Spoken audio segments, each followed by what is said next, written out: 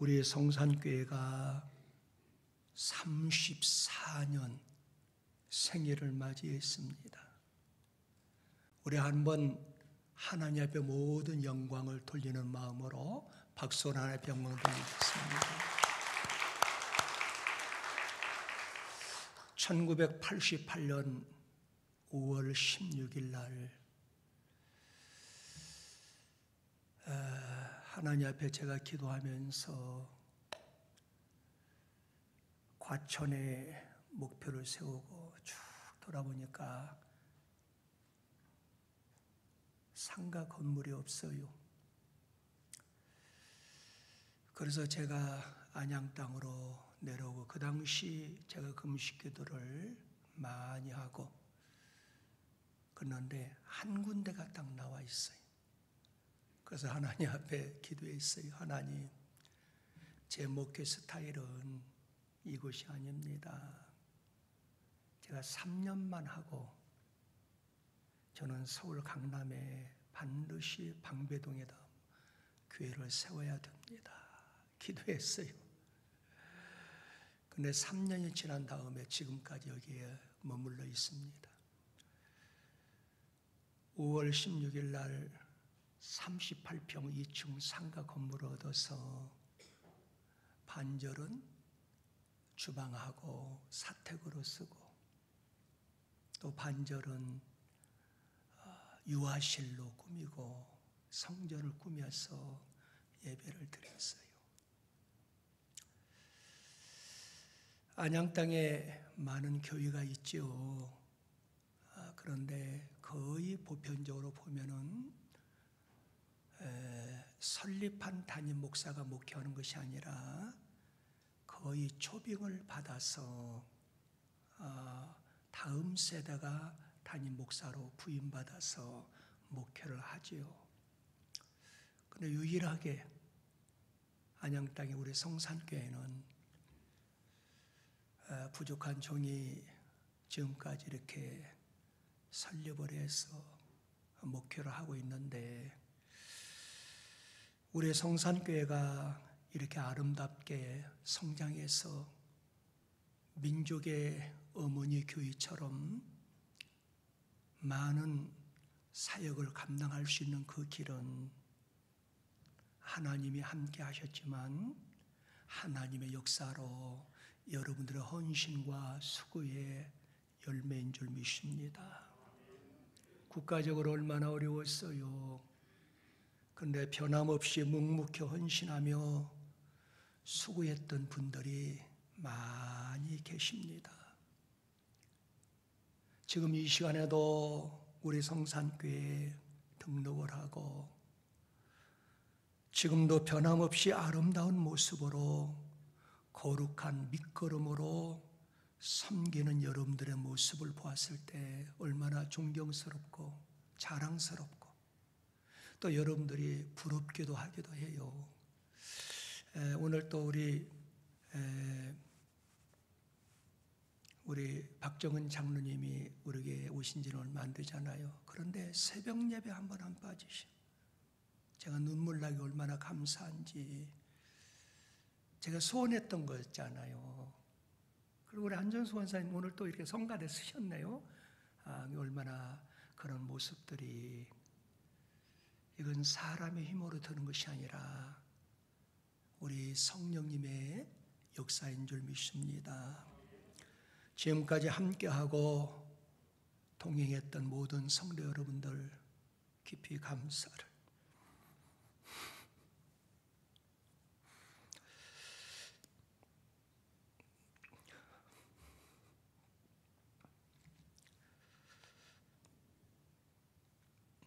드립니다. 여러분들 대도 하나님이 큰 복을 붙여주시마 약속했는데 그 약속대로 복을 받고 여러분들 자손들이 잘 되어서 하나님 앞에 귀하게 쓰임 받기를 성부와 성자와 성령의 이름으로 축복을 합니다. 우리 한번 따라 한번 합시다. 우리 성산교회는 정결한 교회가 되어야 됩니다. 예, 정결한 교회가 되어야 돼요.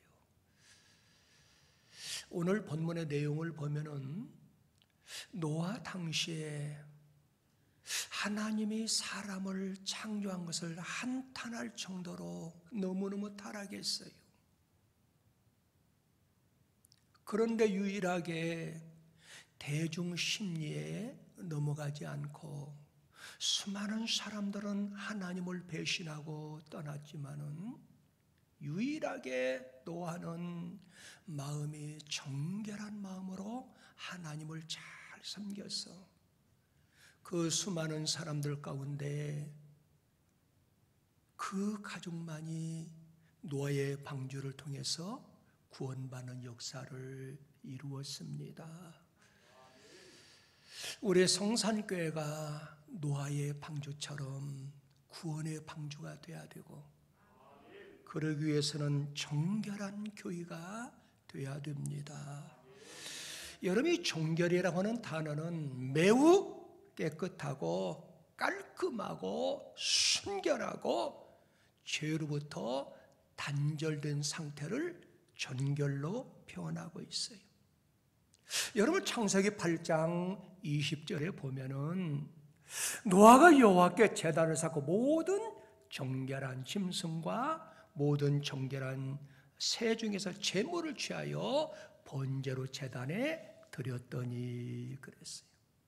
그 짧은 말씀 가운데 정결이라고 하는 단어가 2번이나 등장해요. 여러분 정결이라는 단어는 원문에 보면 타에르로 나와 있어요. 순수하다, 깨끗하다, 불순물이 섞이지 않는 거라 그 말이에요. 여러분 구약 성경 말씀에 보면은 역대 왕들이 많이 기록되고 있죠. 그러나 하나님 앞에 영원히 하나님이 동행해 주시고 함께 하나님이 쓰임받는 인물이 있어요. 그 인물이 누굴까요? 다윗이었습니다. 그럼 다윗이 죄가 없어서 영원히 하나님이 그와 동행하면서 하나님의 쓰임 받았느냐? 그건 아니에요. 우리가 알다시피 다윗은 비열한 죄를 많이 범했어요. 그런데도 불구하고 다윗이 그 삶 마지막까지 하나님 앞에 쓰임 받으시는 그 비결이 뭐냐고 말이에요. 그것은 다윗이 기도할 때마다 하나님 나의 속에 정한 마음, 그것은 정결한 마음을 달라는 거예요. 내 안에 정직한 영을 부어달라고 기도할 때마다 말했어요. 한번 읽어볼까요?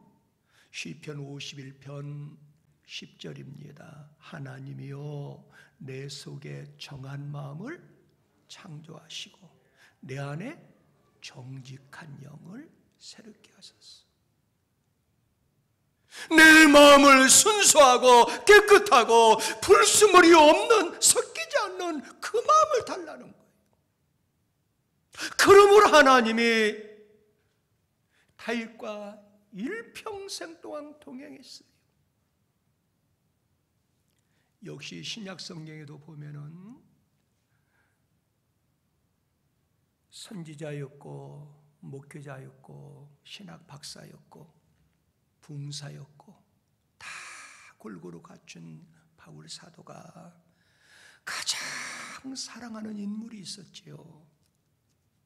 그게 디모데라고 하는 인물이었어요. 그런데 디모데한테 하는 말씀이 너는 함부로 안수하지 말고 내 자신을 스스로 지켜서 정결케 하라 그랬어요. 왜? 하나님이 함께 해야 되기 때문에 그래요. 여러분 디모데전서 5장 22절에 보면 이렇게 나와 있죠. 아무에게나 경솔히 안수하지 말고 다른 사람의 지위에 간섭하지 말면 내 자신을 지켜 뭐하라? 정결하라. 이 말씀은 순수하라, 좀 청결하라, 좀 깨끗한 삶을 살아가라 그 말이에요. 하나님 자체가 거룩하시고 정결하시고 그리고 깨끗하신 분이십니다. 그러므로 하나님은 정결한 죄의 백성을 기뻐하셔요. 하나님의 깨끗한 백성을 기뻐하셔요. 하나님의 정결한 사람을 찾으시고 하나님 만나 주신다는 거예요. 우리 예수님이 산상수훈에서도 말씀했죠. 마태복음 5장 8절에 보면은 마음이 정결한 자, 그렇죠? 정결의 뜻이 뭐예요? 정결한 자 그 말이야. 깨끗한 자 그 말이야. 순수한 자 그 말이야. 이 사람이 복을 받았다는 거예요. 왜? 하나님을 본다는 것은 하나님이 만나 주시겠다는 거예요. 노아 시대에 홍수 심판이 임했잖아요. 그들이 왜 물의 심판을 받았을까요? 정결치 못하기 때문에 그랬어요. 그래서 하나님이 내린 심판이었고 하나님의 채찍이었어요. 그러나 노아는 주변에 수많은 사람이 군중 심리에 의해서 하나님의 품을 떠나고 죄를 범했지만은 그는 신앙의 정체성을 간직했어요.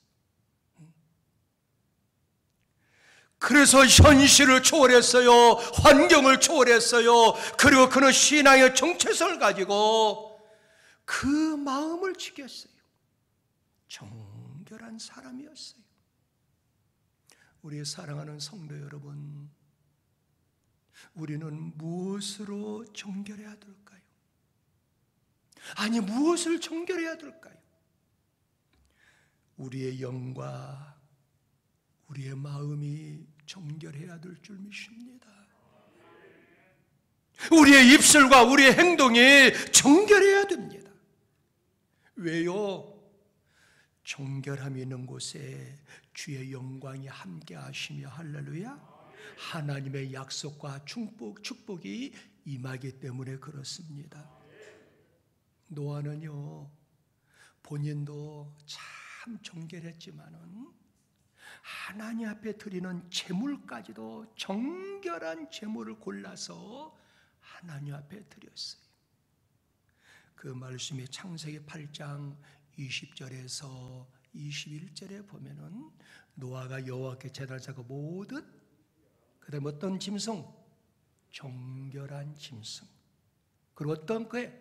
모든 정결한 새 중에서 그랬어요. 하나님 앞에 드리는 것도 함부로 드리는 것이 아니라 가장 순수하고 가장 깨끗한 제물을 골라서 하나님 앞에 드렸다는 거예요. 우리도 어떻게 하면은 우리가 섬기는 우리 성산교회가 정결한 교회, 정결한 성도의 삶을 유지하며 우리가 살아갈 수 있을까요? 오직 예수 그리스도 피만이 정결할 수 있고 순수하게 만들 수 있고 깨끗하게 할 수 있습니다. 믿으시면 아멘.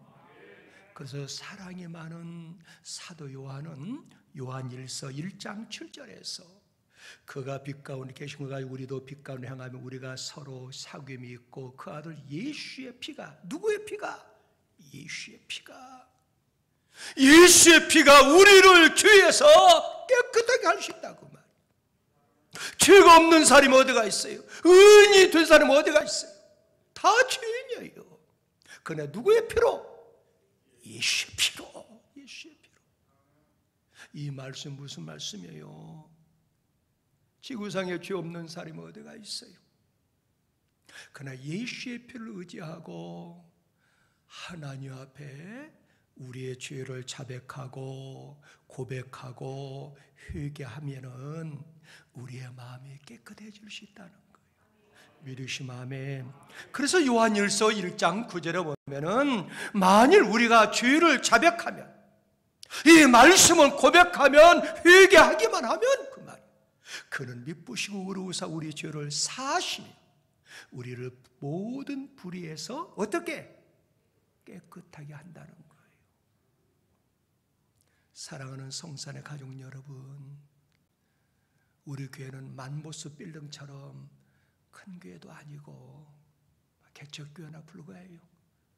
사람 많이 오든 안 오든 하나님이 함께하는 교회가 가장 큰 교회잖아요.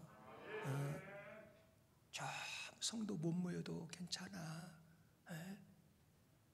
우리가 하나님 앞에 기뻐하는 정결한 삶을 살아가야 되고, 우리 성산교회가 하나님 보시기에 가장 아름다운 교회, 깨끗한 교회, 순수한 교회, 정결한 교회가 돼야 된다고 말이에요. 그러기 위해서는 우리는 예수의 피를 의지하고 날마다 예수의 이름으로 하나님 앞에 우리의 죄를 고백하고 자백하고 회개하는 삶을 살아가야 될 줄 믿습니다. 그뿐만 아니라 따라 한번 합시다. 우리 교회는 희생의 교회입니다. 희생의 교회야. 노아는 방주에 나온 즉시 여호와 하나님을 위해서 단을 쌓았다고 그랬어요. 정결한 짐승 새를 취해서 번제물로 드렸다는 거예요. 번제단을 쌓았다는 거예요. 여러분, 번제라는 것을 아십니까? 이 번제는 희생을 말씀하고 있어요. 왜 우리가 죄가 없을까요? 왜 우리가 구원받을까요? 예수님 우리의 대신 희생물, 번제물이 됐기 때문에 우리는 예수의 이름으로 구원을 받을 수가 있잖아요. 그러므로 여러분과 제가 이 제단에 올라올 때 희생을 좀 각오하고 와야 돼요. 신학적으로 분석하면 여러분들은 교회에 나올 때 은혜 받기 위해서 나오지요. 그거 틀린 말이에요. 내가 왜 교회에 나오느냐? 내가 번제물이 되기 위해서, 희생물이 되기 위해서, 하나님 앞에 영광을 돌리기 위해서, 그래서 교회에 나와야 돼요. 그럼 은혜를 못 받으면 교회 안 나오게? 아니에요. 우리 의무는 하나님 앞에 내가 희생물이 되기 위해서 교회에 나오는 거예요. 그런데 하나님은 그 사람을 관두지 않고 하늘의 문을 열어주시고 하늘의 은혜를 부어주시는 거예요. 그런데 오늘날의 성도들이 잘못돼가지고 우리 은혜 받으러 가자. 아니에요. 우리 예배드리러 가자. 우리 하나님 앞에 예배드리러 가자. 그게 맞는 거예요. 할렐루야. 그래서 예배자의 모습은 심혼 전체를 하나님 앞에 바치는 것을 의미하는 희생의 제사, 희생의 예배라는 거예요. 오늘 이 시대를 가만히 여러분들 한번 환경을 보세요. 많은 사람들의 자기 희생 없이 달콤한 면류관을 받았으려고 하니 교회마다 큰 문제가 생기는 거예요. 영혼 구원을 위한 희생의 대가를 지불하지 않고 교회 성장만을 원한다고 하면은 그것은 욕심이고 그것은 정욕에 불과하는 거예요. 그래서 우리 예수님이 직접 말씀했잖아요. 요한복음 12장 24절에 보면은 내가 진실로 진실로 너에게 이르노니 한 알의 빌이 땅에 떨어져 뭐하면 희생하지 아니하면 그 말이에요. 한 알 그대로 있지만은 죽으면 이 말은 무슨 말이요? 희생만 하면은 많은 열매를 맺는다는 거예요. 우리 예수님께서는 여러분과 저를 위해서 아니 온 인류를 위해서 십자가를 지시는 희생을 하셨어요. 고통스러운 사건이에요. 너무너무 힘들었어요. 너무너무 큰 고통이었어요. 그렇다고 미랄이 거름 냄새가 난다 해서 습기가 땅속에 들어가서 답답하다고 해서 희생이 없다고 하면은 어떻게 많은 열매를 맺을 수가 있겠어요? 희생하기 싫으면은 그대로 있습니다. 그러나 많은 생명을 살릴 수가 없어요. 결국에는 자기가 사는 것 같지만은 반드시 죽는 결과가 온다는 거예요. 그래서 우리 기독교 진리는 네가 살고자 원하느냐? 그럼 뭐 하라는 거예요? 죽으라는 거예요. 이 뜻이 뭐예요? 희생하라는 거예요. 네가 죽기를 원하느냐? 네가 살기를 원하느냐? 그럼 희생하라는 거예요.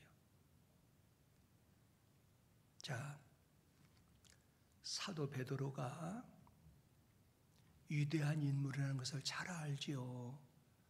사도 베드로의 순교사를 보면은 그 사도 베드로의 순교사가 큐바디스라고 하는 영화, 아마 여러분들 가운데 보신 분이 많이 계실 거예요. 그때 노마 박해가 얼마나 심했어요. 베드로는 순교의 각오를 가지고 노마에 들어가서 말씀을 선포했어요. 고통이었어요. 박해가 심했어요. 너무너무 무섭게 잔인하게 예수님의 삶을 잡아다가 죽였어요. 그의 제자들이 베드로 사도를 찾아왔어요. 선생님, 너무 핍박이 심하니까 잠시 피해 있다가, 뭐 우리야 힘도 없고 능력도 없지만은, 아니 선생님이 잡혀서 죽으면은 이건 안 되지 않습니까? 그러니까 잠시 피했다가 박해가 좀 잠잠해지면은 복음을 증거하세요. 강권했어요. 그래서 베드로가 고심하다가 할 수 없이 제자들의 그 강권한 모습을 보고, 그래 잠시 피하지.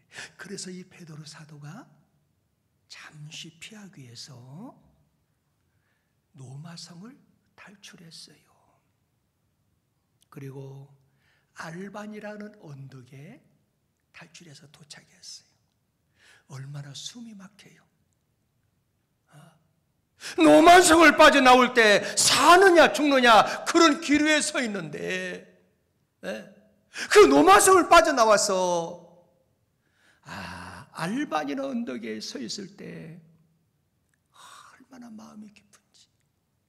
그래서 숨을 돌리고, 아이고 이제 내가 살았구나. 그런데 갑자기 하늘에서 찬란한 빛이 앞을 쫙 가리키는 거예요.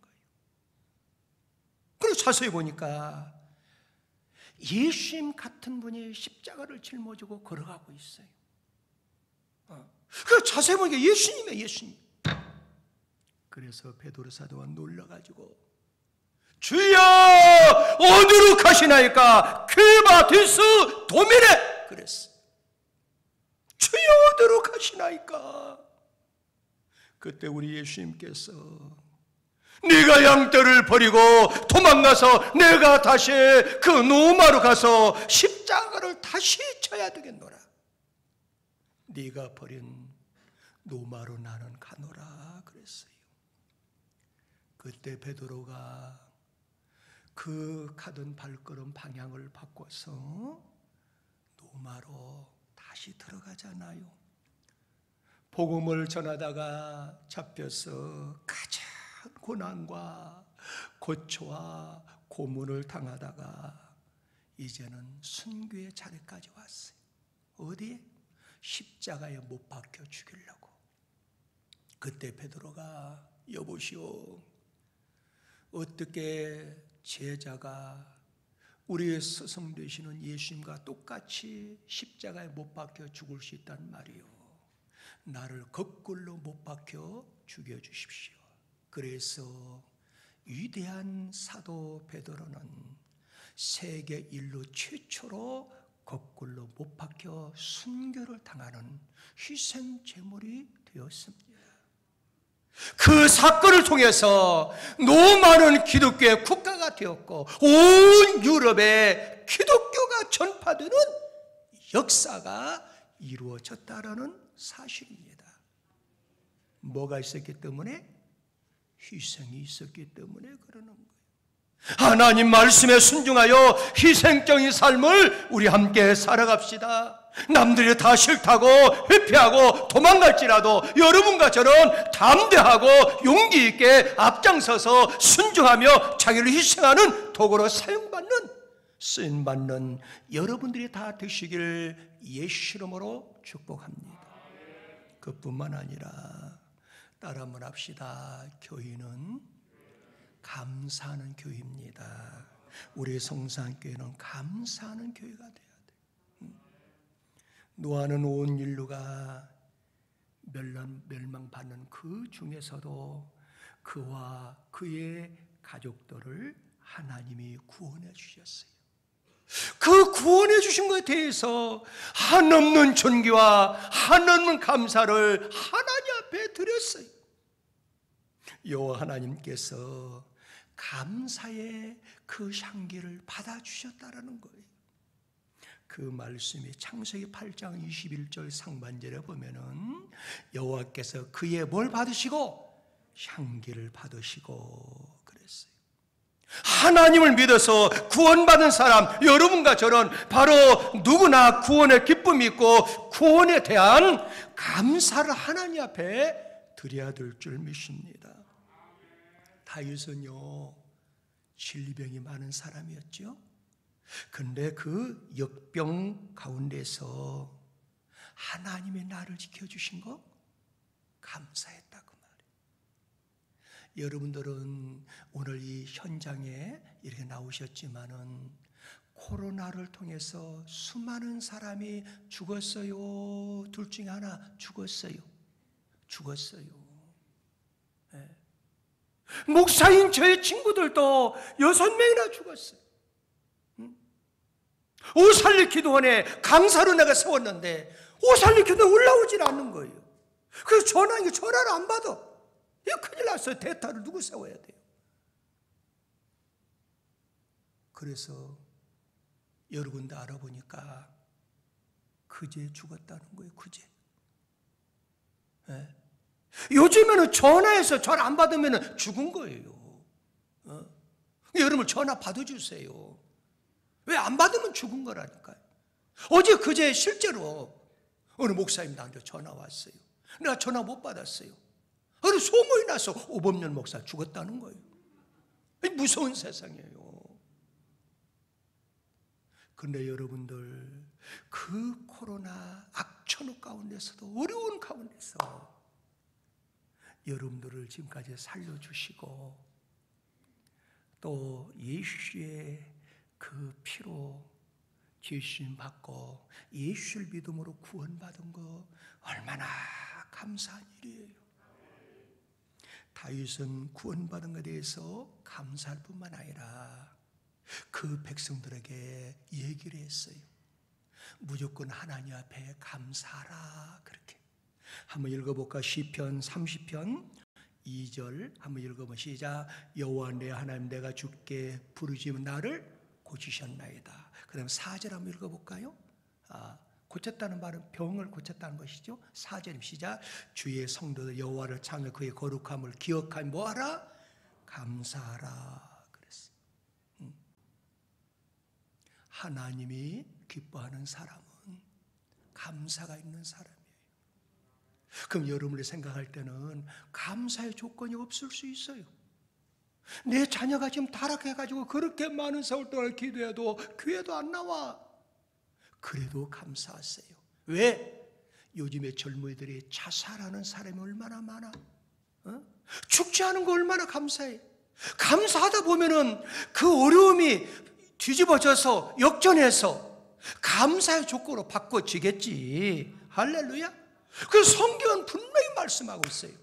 너희가 감사하면은 슬픔이 변하여 춤이 된다는 거예요. 너희가 감사하면은 베옷을 벗기고 기쁨으로 바꿔준다는 거예요. 뭐 하면은? 감사하면은. 한번 읽어볼까? 시편 30편.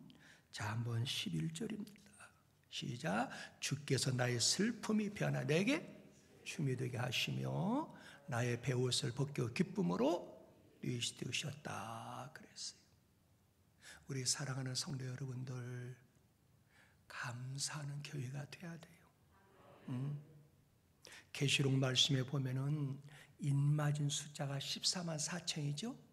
바로 여러분과 저를 말씀하고 있어요. 구원받은 백성, 셀 수 없는 무리가 14만 4천이거든요. 이제 곧 여러분들 요한계시록 공부를 저하고 같이 하겠는데, 그런데 여러분들 구원받은 기쁨의 그 영광을 하나님 앞에 그들이 막 감사 찬송을 해요. 천사들이 이걸 듣고요, 너무 감동해가지고 천사들이 화답을 해요. 뭐라고? 찬송과 영광과 지혜와 감사와 존귀와 권능과 힘이 우리 하나님께 세세토록 있을지어다. 화답하는 장면에 나와요. 누가 감사하니까? 구원받은 백성 14만 4천이 감사하니까. 한번 읽어볼까요? 자, 요한계시록 7장 4절 말씀입니다. 시작. 내가 인침을 받은 자의 수를 들은 이스라엘 자손의 각 지파 중에서 인침을 받은 자의 몇만? 14만 4천. 누굴 가리켜요? 구원받은 백성, 여러분과 저를 말할 수 있다 그 말이에요. 할렐루야. 근데 11절 12절에 보면은 함께 읽습니다. 시작. 모든 천사가 보좌와 장로가 내생모 주위에 있다가 보좌 앞에 엎드려 얼굴을 하나님께 경배하여, 지금 화답하는 것. 시작. 이르되 아멘. 찬송과 영광과 지혜와 감사 나오지요. 감사와 존귀와 권능과 힘이 우리 하나님께 세세토록 있을지어다. 생명의 주 예수 그리스도를 영접하고 구원의 기쁨과 감사가 넘치는 삶이 되어야 될 줄 믿습니다. 그러면 천사들이 화답한다는 거예요. 하나님 앞에 보고한다는 거예요. 사랑하는 우리 성산의 가족 여러분, 부흥을 꿈꾸며 다시 시작합시다. 오늘 34주년 기념주일을 맞이했는데 새로운 결단과 새로운 각오로 다시 비상해야 하나님이 기뻐합니다. 우리 교회는 따라 한번 합시다. 우리 교회는 정결한 교회, 희생의 교회, 감사의 교회입니다. 그러므로 다시 어떻게 해야 되겠어요? 독수리처럼 비상하는 부흥의 교회가 되어야 된다 그 말이에요. 그럼 어떻게 될까요? 하나님이 그동안의 저주와 재앙을 다 막아주신다는 거예요. 할렐루야. 오늘부터 여러분들이 어떤 마음? 정결한 마음, 희생하는 마음, 감사의 마음으로 우리 성산교회를 섬기게 되면은 하나님이 모든 저주와 재앙을 다 막아준다는 거예요. 한번 읽어볼까요? 창세기 8장 21절에 보면 시작. 여호와께 그 향기를 받으 그 중심에 이르되 내가 다시는 사람을 말하면 땅을 저주하지 않는다는 거예요. 다시는 저주하지 않는다. 그뿐만 아니라 노아가 이런 삶을 살아갈 때 노아 대에도 복을 받았지만은 누가 복을 받았어요? 노아 자손들에게 복을 주셨다는 거예요. 한번 읽어볼까요? 자, 창세기 9장 1절에 보면은 시작. 하나님이 누구와? 노아 그 대에도 복을 주었지만은 그 다음 시작. 그 아들들에게 복을 주시며 그들이 이르시되 생육하고 번성한 땅에 충만하라 그랬어요. 우리 사랑하는 성도 여러분, 힘들고 어려운 이 시대에 태어나서 가장 부족하고 약하지만은 우리 성산교회를 지금까지 잘 섬겨오셨는데 너무너무 감동적이고 감사함을 전하지만은 반드시 노아처럼 우리가 정결한 교회로, 희생의 교회로, 감사의 교회로 더 나가게 되면은 반드시 큰 복을 우리 대에도 주시지만은 따라 한번 합시다. 우리의 자손들에게 반드시 복을 주십니다. 믿으시면 아멘. 할렐루야.